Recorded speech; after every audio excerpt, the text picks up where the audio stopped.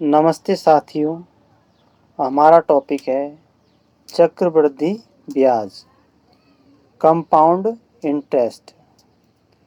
चक्रवृद्धि ब्याज का सूत्र होता है मूलधन गुणा 1 प्लस दर बटे 100 कोष्टक बंद समय, कोष्टक बंद की घात समय माइनस मूलधन। ये तो चक्रवृद्धि ब्याज का सूत्र होता है। और यदि हमें चक्रवृद्धि मिश्र धन पूछे तो मूलधन गुणा 1 प्लस दर बटे 100 की घात समय होता है। अब मूलधन लेने के लिए सर्वप्रथम दर को भिन्न में बदलते हैं और बटे में जो संख्या आती है उसको उतनी ही बार गुना करते हैं जितना हमें समय दिया हुआ होता है। इस तरह हम मूलधन निकाल लेते हैं। अब इसके कुछ एग्जाम्पल है।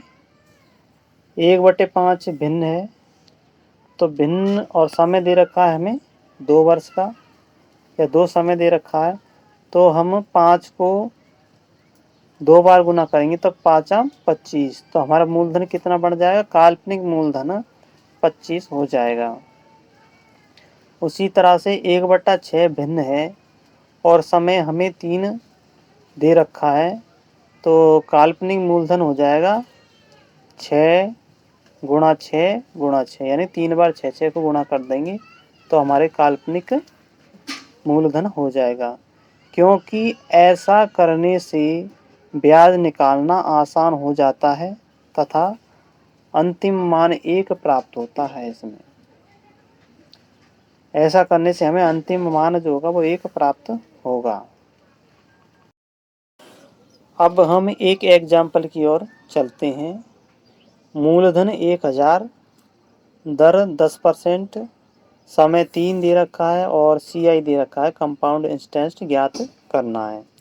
तो सबसे पहले हम दर को भिन्न में बदलेंगे। 10/100, 10/100 का 1/10 हो जाएगा। अब 1/10 है तो 10 हमारा जो बटे में संख्या है, इसको समय दे रखा 3, तो 10 को 3 बार ही गुणा करेंगे तो हमारा जो काल्पनिक मूलधन आ जाएगा। अब काल्पनिक मूलधन आ गया हमारा 1000, तो 1000 का 1 वर्ष का जो ब्याज होएगा 10% से 100, दूसरे वर्ष का ब्याज लेंगे तो 100 और 100 का जो ब्याज हो जाएगा वो 10 हो जाएगा।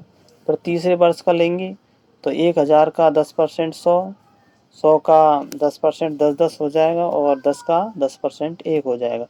क्योंकि इस तरह से काल्पनिक लेने से हमें जो 1 प्राप्त होगा ब्याज लास्ट में।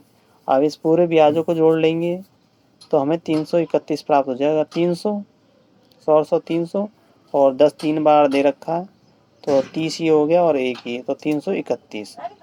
तो 331 हमारा काल्पनिक ब्याज आ गया।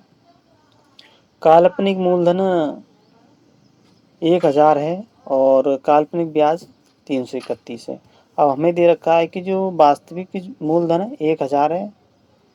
जब 1000 वास्तविक मूलधन है और 1000 ही काल्पनिक मूलधन है तो वास्तविक जो मूलधन और जो वास्तविक ब्याज और वास्तविक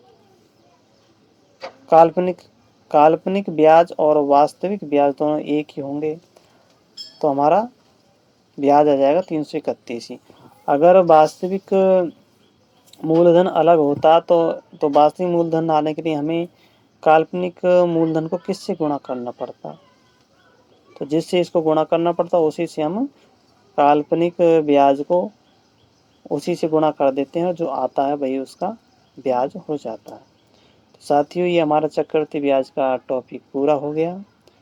वीडियो को लाइक कर देना और चैनल को सब्सक्राइब कर देना।